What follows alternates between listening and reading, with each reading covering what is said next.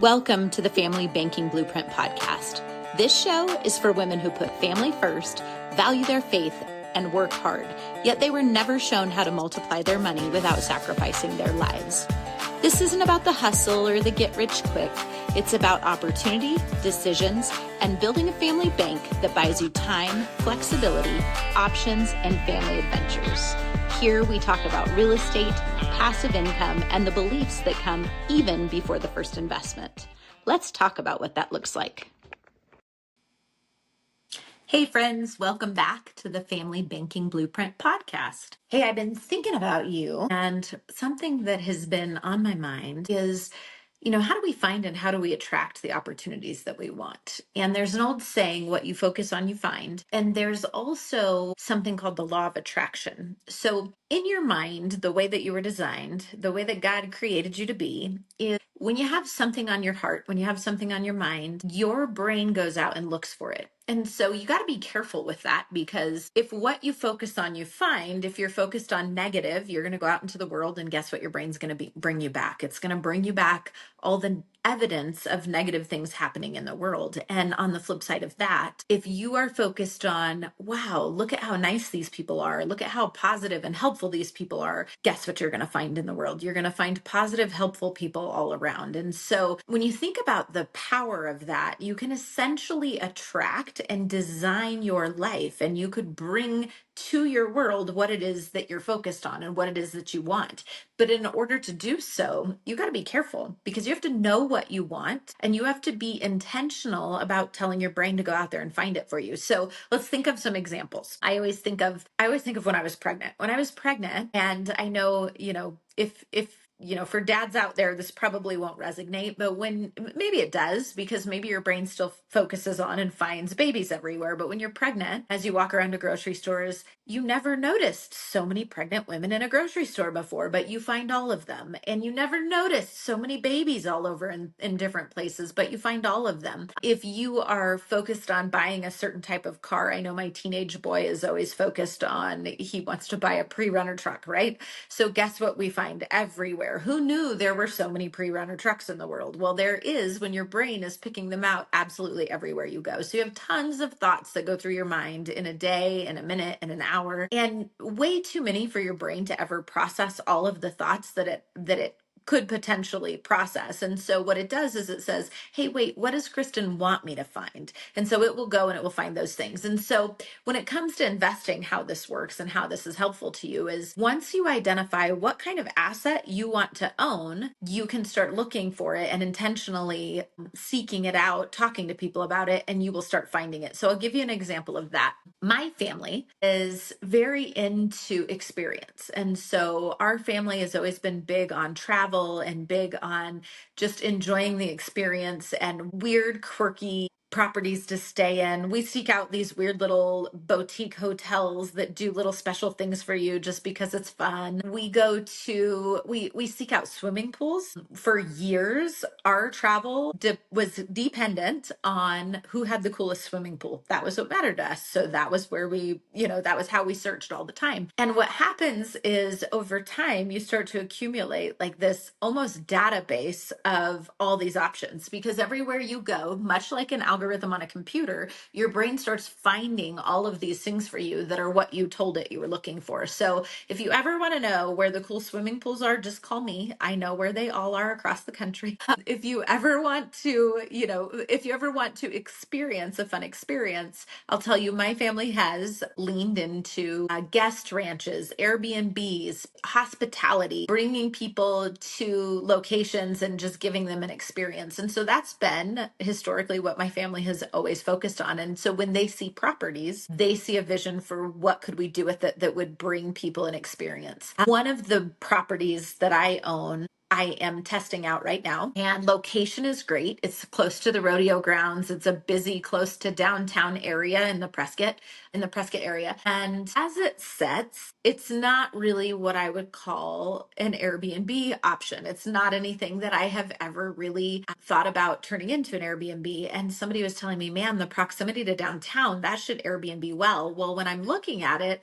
I'm thinking, man, It's a mobile home park. It doesn't have all the cleanest neighbors. Why would anybody want to rent an Airbnb in this place? And so somebody encouraged me to do it. I'm like, okay, this one's outside of the box. I wouldn't think that this would work, but we did. We bought a little park model. We're very into doing the numbers and making sure that it's low out of pocket and high return. So these little park models were, I think I paid $22,000 for this one, and we put it on last week as an Airbnb. And lo and behold, within minutes, it was booked to the tune of, I think the last guest paid like $1,100 for it's on average going for about $700 a week. So, and this is on a $22,000 investment, right? So we're like, oh wow, this is kind of good. And so I just went over there earlier today to make sure that it had everything for the cleaning lady that it needed to have, because it's new, and the first renters that you have, you find all the things that you forgot to put in the house, right? And so this one is surprising. I have now 2 additional bookings right after the first one. Vendors at the rodeo staying there, people coming that are in the middle of buying homes and haven't quite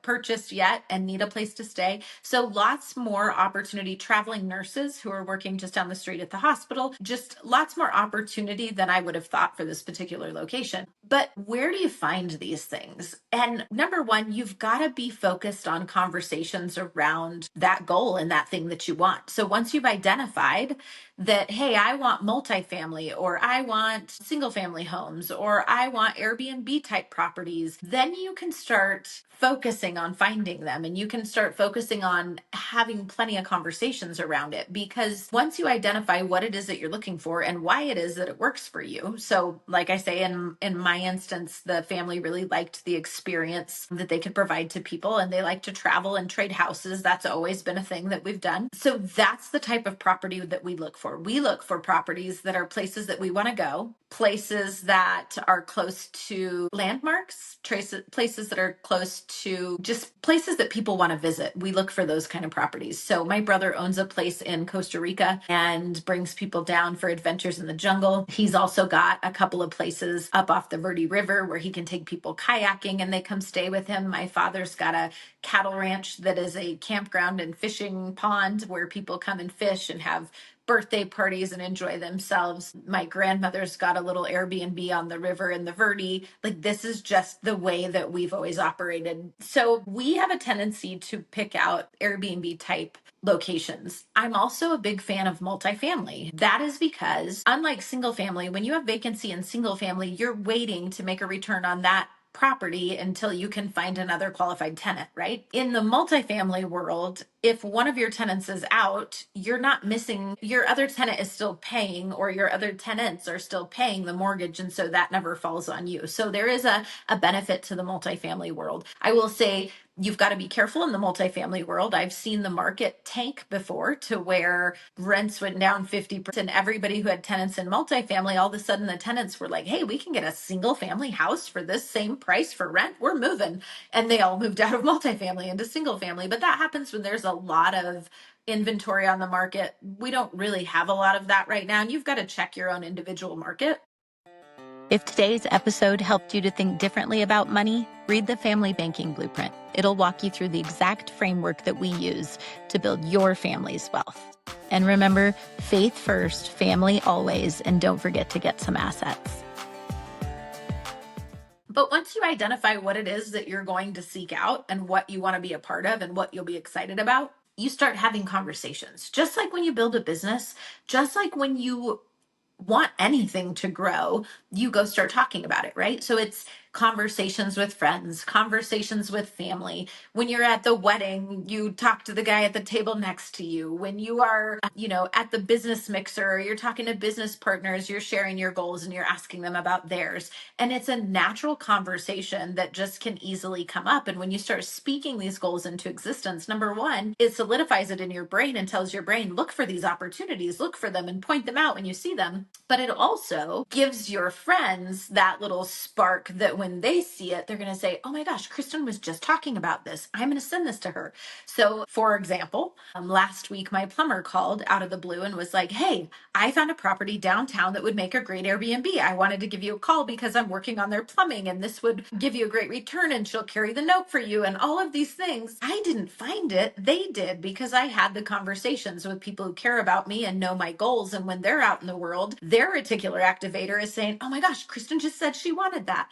So don't underestimate the power of relationships and connection and speaking your goals. That mobile home park that I was telling you that we own came from exactly that. I was in a group of people at our office and I was saying, oh my gosh, I want to own a mobile home park. That's one of my goals. And lo and behold, one of the people in the room that was on my team came across an opportunity on Facebook, just a post, and said, Kristen, check out this post. Isn't this what you said you wanted? And it provided me an opportunity to reach out to the lady and start a conversation and find a win-win for us. And now I'm the owner of a mobile home park because of the consistent intentional conversations that I was having around me with friends, with family, with neighbors, with business owners, literally everywhere I go, with past clients, with anybody I would bump into. And I know it sounds like, oh yeah, right, Kristen? Ask my children. They're like, Mom, all you ever do is talk about real estate. Well, real estate is what's important to me. And real estate is what I want to find more of and what I like to buy and what I like to sell and what I believe changes lives. And so, of course,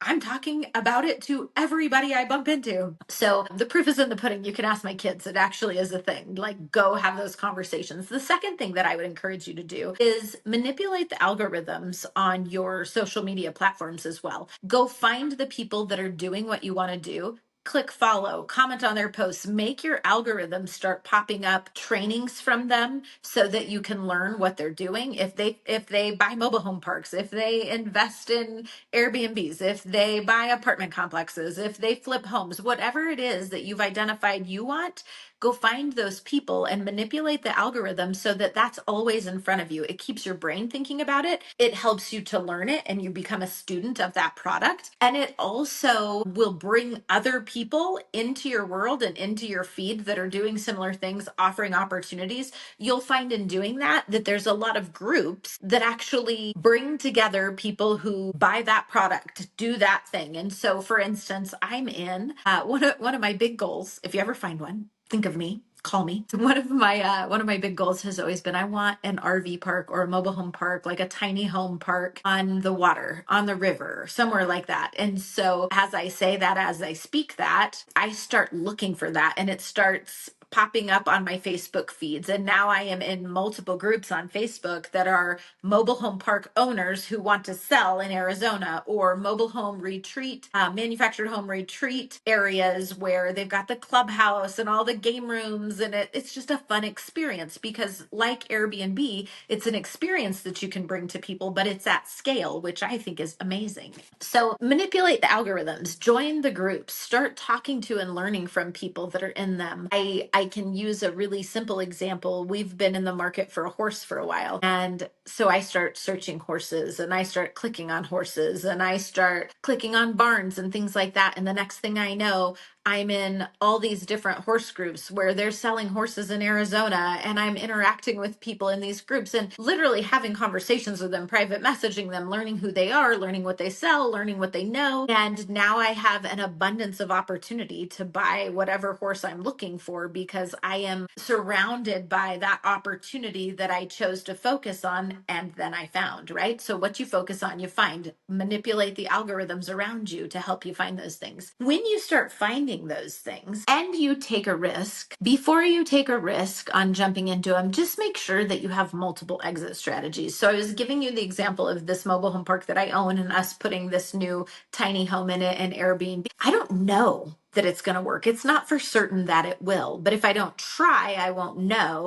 And if I do try and I track and measure, it may be one of the best returns I've ever seen. And so I could do it again another 15, 20 times. And it could be the one investment that literally changes everything. Or I might try it. It might be a hot mess and I might need a different strategy. So whenever you go into one of these purchase opportunities, you want to make sure that you have another exit strategy in case what you wanted is not working the way you think it's going to. So for instance, in that, if that doesn't work as an Airbnb, I can make it a long-term rental and it still makes a great profit. So just different exit strategies. If it doesn't work as a long-term, which I have some other long-terms in there, so it should be fine as a long-term, but if it doesn't work as a long-term, I can sell it on seller financing and carry the note for somebody and make some money off the interest and put my money into somewhere else. So there's multiple different ways for me to get out of it if it's something that I don't want to do for long-term. But also just realizing it's not going to be perfect right out of the gates. I always love the first guest in an Airbnb because you open it up to them, you're all excited, it looks cute, it's all decorated, you got the little shampoos and all the things, and they're excited to come. And the story on this one, actually, we just had our first guest in this one, and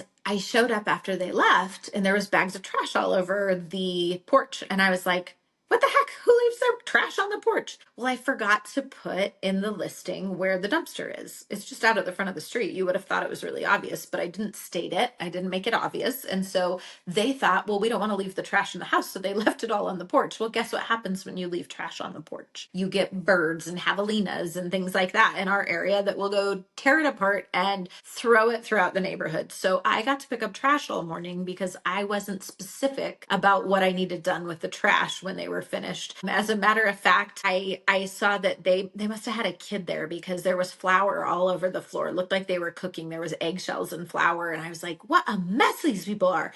And I was a little bit frustrated. And I had that thought go through my head, maybe this isn't the best place for an Airbnb. And then I started thinking, well, wait, why did this happen? And how could I systematize it so it didn't happen again? And what I realized is we have the cleaning lady come and she brings her cleaning supplies. There's not a broom at the house. So hello, like having checklists and having systems that you go through, which we have on the other ones, but this one was kind of a let's try it, and we threw it together and probably didn't operate the first time as best as we should have. But now after the first guest, I'm aware of what we're missing. I'm aware of why they made the decisions that they did. And a lot of my frustration is not really frustration any longer because it was my fault. So just knowing that it won't be perfect out of the gates. You're going to track and measure. You're going to test. You're going to create systems. There's going to be little signs around that house now that tell you exactly where to go and exactly what to do. There's going to be extra trash bags. There's going to be brooms and dustpans and vacuum cleaners. And none of that was there because we bought it furnished, pulled it up the hill from Phoenix, placed it there, cleaned it up, and decorated it. And we forgot the essentials. And so having a system, having a checklist to make sure that these things don't make you hate the role right out of the gates.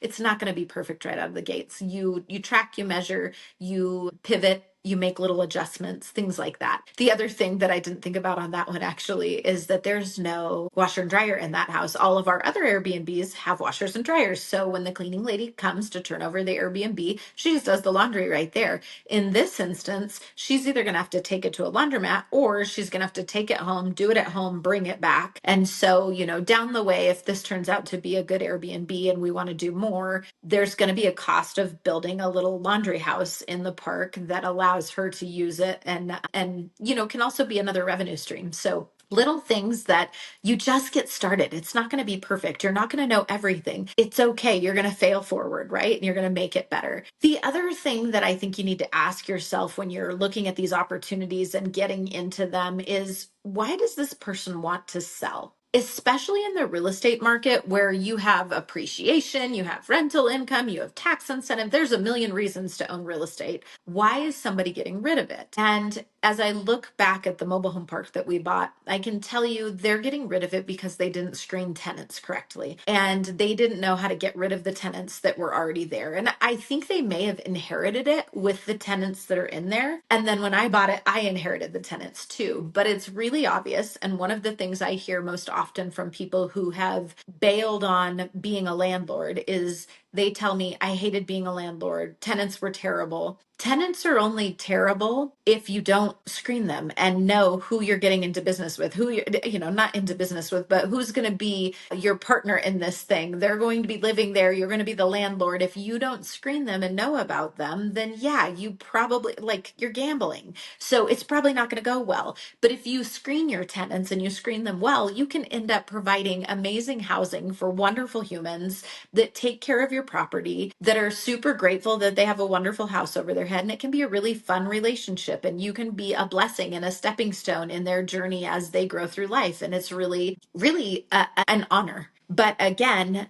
I look at, why did these people sell this place to me? It was cash flowing well. It has a ton of potential to make a lot of money. And why would anybody want to get rid of it? And when I first bought it, I thought, there's no way this is too good to be true. Well, they had a bunch of tenants in there that they didn't screen and that they also didn't know what to do with. And so they just basically panicked and said, get me out of this mess. So I've got some cleaning up along the way that I've had to do, and I'm still doing it. It's the long road. But the upside of it is it's life changing, and it is the type of investment that gets you out of your jobs and things like that. So it's worth doing.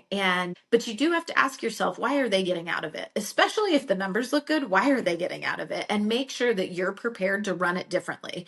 And just like when you're buying a business, you're not going to do the same thing that made the business fail and made them want to get out of it. You're going to look at what they're doing, create better systems, create scalability, screen the people that you're working with, and make it a business worth owning. And I think lastly, as you've got that in your head, just always be on the search. Have yourself set up on all the real estate search sites. Have yourself set up with all the wholesalers that are out there selling things. I get multiple text messages a day from people who are like, hey, I found an opportunity. Do you want to take a look at it? And honestly, most of the time I say no. Most of the time it's a no, but occasionally it's a yes.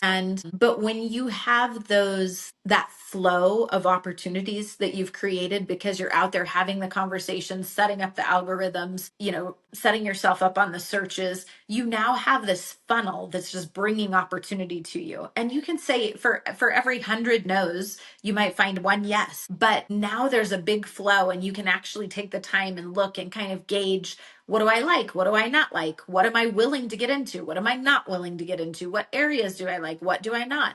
But you just have this constant trickle of opportunities coming through, and you don't take all of them. You take the ones that help you get further toward your goals. So if your goal is hospitality and your goal is to provide people an awesome place to enjoy adventures and retreat and experience, then those are the ones you say yes to if the numbers work and if the terms work, right? Brandon Burchard, and I know I've brought this up before, but he's got a decision-making acronym that is when to say yes. And it was based on the word terms. So it was time, energy, resources, money, and the S was sanity. Are you going to lose your sanity in saying yes to this? And so if you have the time, the energy, the resources, the money, and you're not going to lose your sanity over it, maybe it's a good thing for you to get into. So anyway, I just really want to get you thinking and out there using that law of attraction to just start seeing opportunities everywhere. And if you see an opportunity and you want to run it by me, you want to text it to me and say, hey, here's my situation. This is what I'm finding. What do you think about this?